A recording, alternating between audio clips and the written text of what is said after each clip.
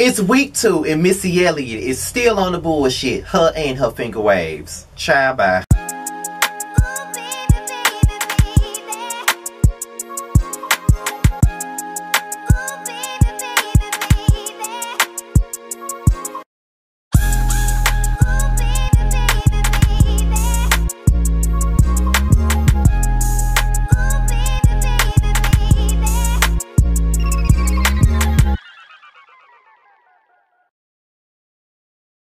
What's going on, everybody? This be your boy Scotty by Nature TV. We're here for another review of Belle Collective Season 1, and this is Episode 2. Now, y'all already know we're here for the tea, and we're here for the reads, we're here for the roast and the gags. So let's get right on into all this shit, okay? Okay, so we open up the episode with Pumpkin, aka Latrice. Listen, y'all, because I know Latrice personally, I'm not calling her no damn Latrice. I know I'm supposed to be professional and all this other stuff, but I don't know her as no damn Latrice. I've always known her as Pumpkin from high school on up until adulthood. I've always known her as Pumpkin. So if I say Pumpkin, I'm talking about Latrice. That's what I'm talking about. So whenever you hear me say Pumpkin, don't be confused or misconstrued or none of that shit. I'm telling you right now, Pumpkin is Latrice.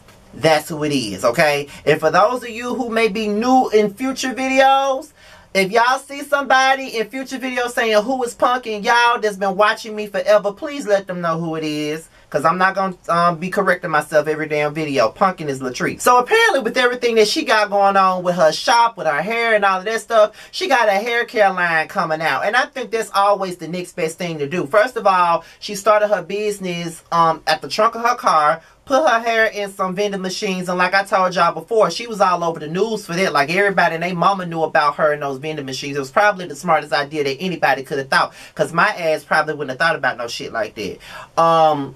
She did that, and not only did she do that, somebody, you know, found out about it, and then, you know, she got with the CEO and put them in all the stores, and she was able to do her own shop. So if you're selling hair and you're doing all of that, why not do a hair care line? So her husband, Cliff, comes in, and he was saying that he wants to, you know, invest in the business. Rightfully so, that's his wife. But my issue with Cliff is I feel like he's, in the sense, because I don't know Cliff.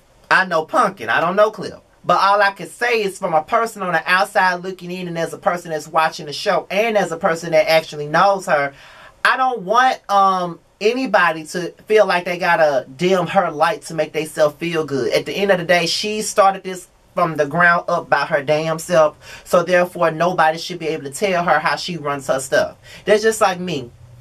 I've started my YouTube brand from where it is, from down here, and I'm just in the middle. I ain't where I need to be at yet. I'm just now starting to grow. Just now, after 10 years in, I'm just now starting to grow, and that's fine. Sometimes the best is for the last. That's just what it is. So all he needs to do is be her husband, write that check, and let her do what she do. Because it's not too many women out there that's doing their own thing and have their own business when they have a man that's already there with the money. So she's all about her money. She's all about her coin in her business. So I say, put your money aside and put your pride aside and let her do what she got to do with this hair care line. That's how I feel about it.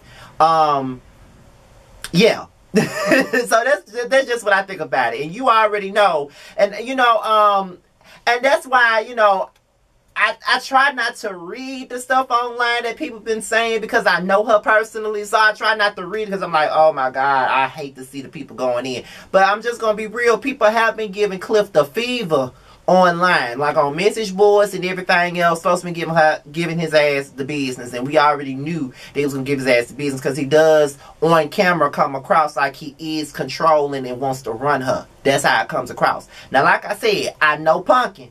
I don't know Cliff, so I ain't got no opinion but what I see on TV. And I just got to be honest about it. You know what I mean? It is what it is. So Letitia and Tambra, they come up together and they decide to have a conversation about the brunch and everything else.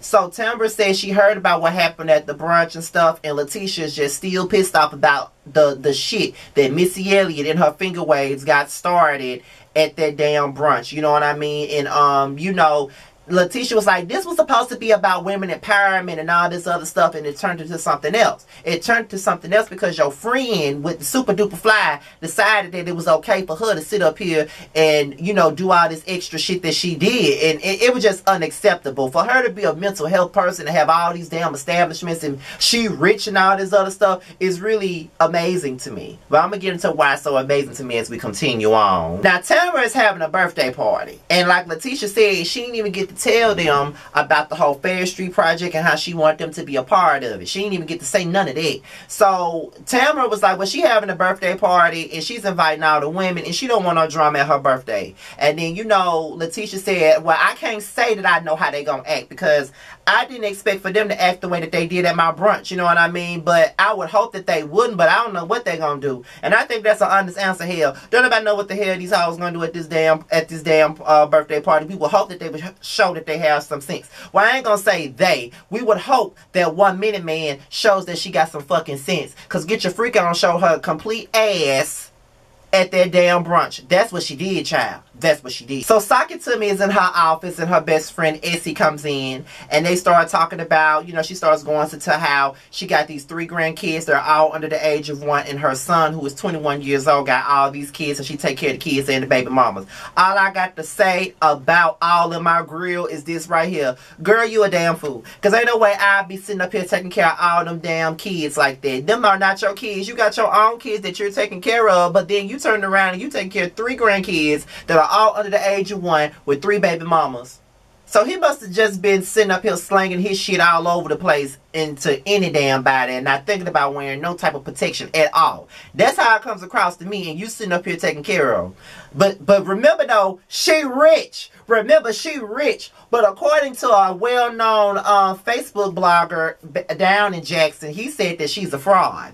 That's what he said. He said that she ain't rich, and he said that she a fraud, and everything that she's portraying on this goddamn show is all a lie. Y'all know what Carly Red said. It was all a lie. And a lot of people don't like this dude that be out here, you know, talking about these folks around Jackson. A lot of folks don't like this dude at all. A lot of folks don't like him because he talked about one of my former teachers on that same damn show a couple of months ago. So I know a lot of folks got it out for him. But child, he said that she broke and she ain't got no money like that and she is frauding these folks out. That's what he said. Allegedly, that's what she doing. So let me say allegedly to cover myself, because remember, we in the same state, 30 minutes away. I don't need nobody coming from my neck about nothing. I'm just repeating what was said. Allegedly, she's a fraud. Allegedly, she pimping these folks out their money. That's what he said. He said that she ain't really rich like that. Now, that's what the tea is around these parts. That's what he said. But anyway, she goes into talking about what happened at the brunch. She gonna tell Essie that Pumpkin and Antoinette was coming for her neck and was disrespecting her and all this other stuff. Girl, when you gonna tell the truth?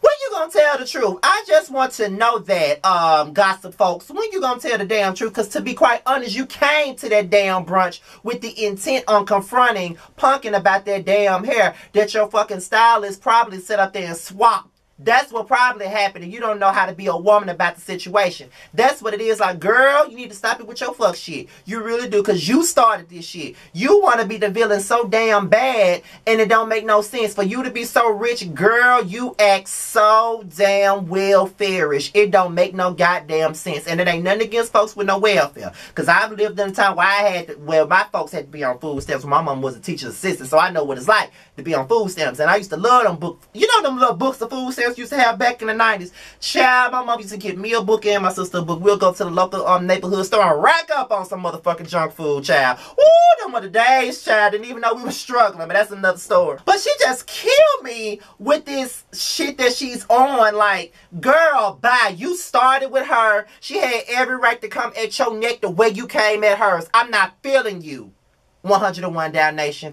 I ain't feeling you, period. You or your finger waves. I ain't feeling you. And this is why that dude went in on your ass and exposed you. Allegedly exposed your ass. Because you ain't about shit. And you say you rich, but you live in that basic ass house. So you can't be that fucking rich. Fuck out of here. So Letitia met up with this woman named Miss Dorothy. I think she's a woman that's trying to get Fair Street revitalized. And from the tea that's been going around, they've been trying to revitalize Fair Street for a long damn time now. They have.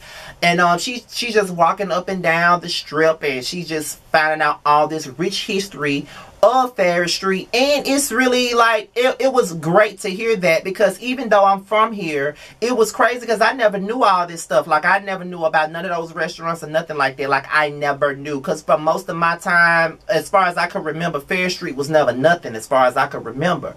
So I never knew all of that was going on. And I would really hope that Letitia is willing and able, well, she's willing, but I'm hoping that she's able to really buy back that block and get it set up to where it needs to be, because that could really be Jackson's Beale Street. That could possibly be Jackson's Bourbon Street. Who knows? It could be something that it could be a main attraction for somebody. Like, we can make that street into something. Like, if I was really, and Jackson ain't even my city. Like, my city is Canton, and Canton is like 25-30 minutes away from Jackson. So I should be focused on my own poet city. But to be honest, if I had the money, I would really pour it into, I would really help her try to make Ferris Street something, because I'm all about my state,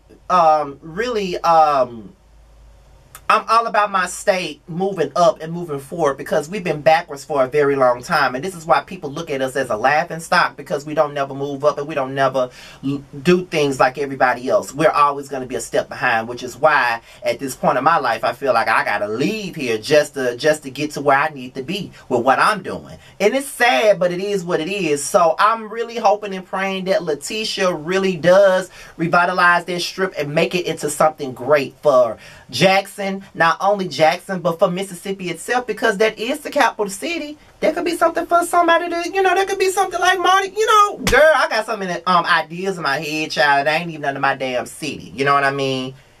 I'm in the ghetto. I'm in the country ghetto, like the ratchet, you know, shit. But I'm still in the Jackson metropolitan area, so it's still all the same shit. Pumpkin comes over to Antoinette's house, basically to see how she's redone it and all of this other stuff. And she decides to bring her some things from her hair care line that are basically samples before she get the real thing. And you know, Antoinette is all about supporting Pumpkin and everything that she got going on. So then they discuss the brunch, okay? And Antoinette is over it. So is Pumpkin. They're both over it. They don't understand why in the hell did Past That Dutch come in with that type of energy. Don't nobody really know. Past That Dutch don't even know why she came in with that energy. I don't know, like, no one really knows why Lose Control did that. But at the end of the day, it is what it is. Like, we don't fucking know. And it's just like, it's like she had some type of hate towards Pumpkin and Antoinette from the very beginning. And then she grouped up Antoinette into the shit. Antoinette really didn't even do nothing to Missy Elliott at all. It's like she was sitting up in their brunch waiting on Pumpkin to come in and be like, yeah, new goddess land. Woo! That's what her ass was sitting up there doing. And I'm just like, girl, like, get over yourself. Like, y'all know I'm going to be reading her all damn season, so just get ready. But then they talked about the new home, and Antoinette really got it fixed up for her own liking since her husband is gone. And then they go into talking about her ex-husband and stuff like that. And I don't know how, I want to know how long it's been since Antoinette has been divorced from her husband, because their pain is still fresh. You know what I mean? It don't look like this is something that's been going on for over a year. This pain is still fresh. So I want to know, I might need to hit Antoinette up for an interview, because I've already talked to Pumpkin about doing one. I might need to hit Antoinette up for an interview so she can give us the full details. And I can ask her the questions that y'all want to know. What y'all think about that? Leave it below. But yeah,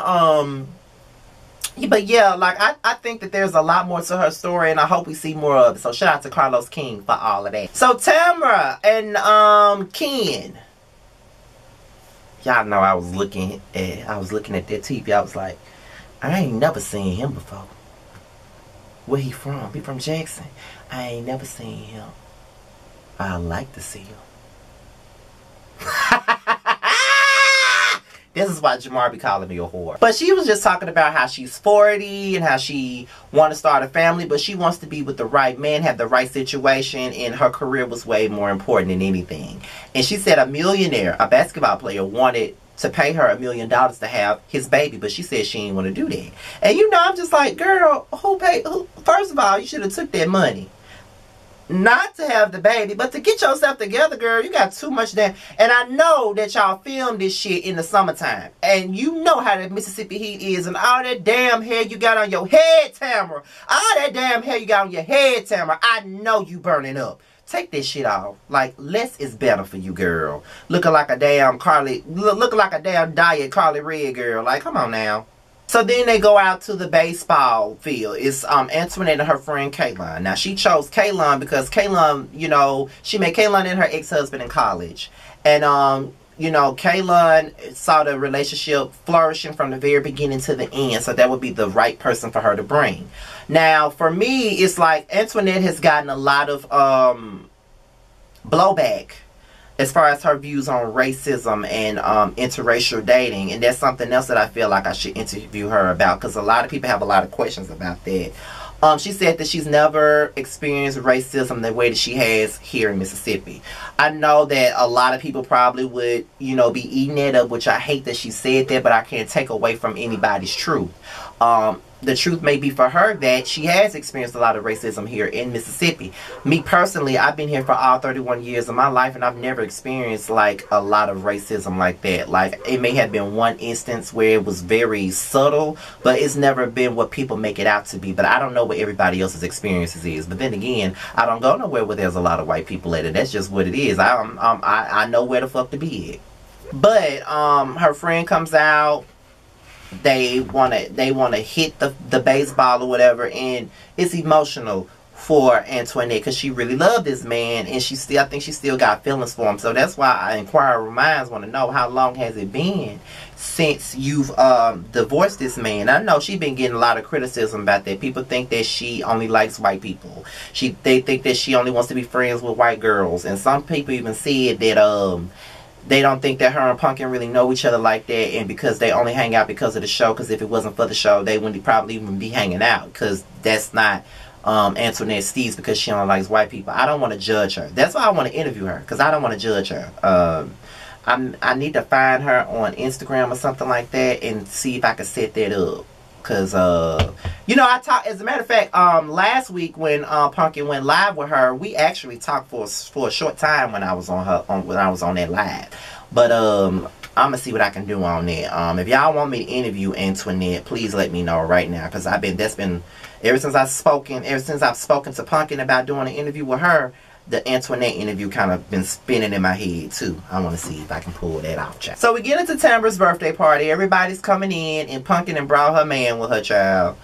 Girl, leave him at home. Leave him at home, girl. Because he don't need to be there amongst all these damn women and they gossip and all this other stuff that they got going on, child. Like, think about it. Like, as a man, as a gay man, I don't even like to be around my female friends like that all the goddamn time. Like, I don't want to be around their dramatic asses, extra asses, messy asses. Like, I don't want to be around them like that. But, child, it is what it is. It is what it is, child. It is what it is. So, when they all sat down, I think it was Pumpkin, Antoinette, Letitia, or whatever, some other women, including Kaylon and Pumpkin's publicist, Melanie, which she need to be on the show because I like her look and I like her attitude.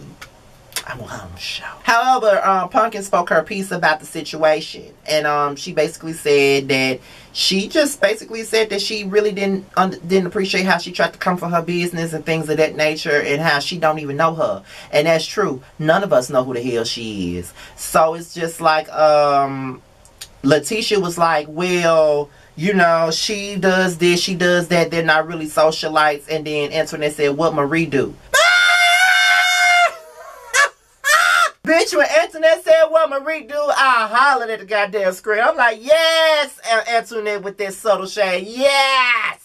What that bitch do? I want to know what she do. What does she do? That's what I want to know. And of course, the biasness jumped right on up out of Letitia when she was like, we're not going to disrespect my friend and all this other stuff. But Missy Elliott has disrespected them. So what's good for the goose is good for the damn gander, Letitia. I get it. That's your friend. I probably would have told him to shut the hell up too.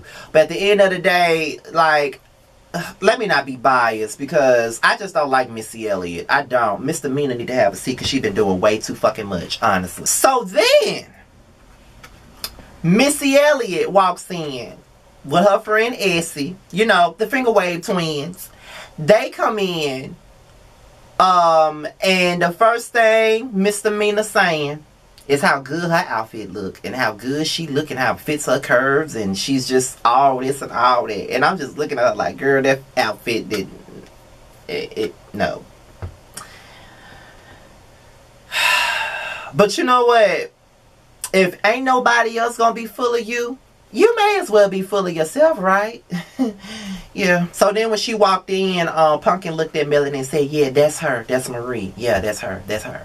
So then after all of that stuff, you know, they're all mixing and mingling and stuff. And I think Melanie came over and she introduced herself, and her and Letitia was trying to get Pumpkin to go over there and talk to her, but Pumpkin really didn't want to talk to her. But after a while, Pumpkin decided to do a toast, and Missy Elliott did not want to do one, and she gonna say that this is not the appropriate time to have this conversation because we're at Tamara's birthday party. You think? Well, it wasn't the appropriate time to start that shit at Letitia's brunch either. But yet you still chose to do it. So when did you start to get some damn boundaries and shit? When have you learned what's appropriate and what's not? Fuck out of here.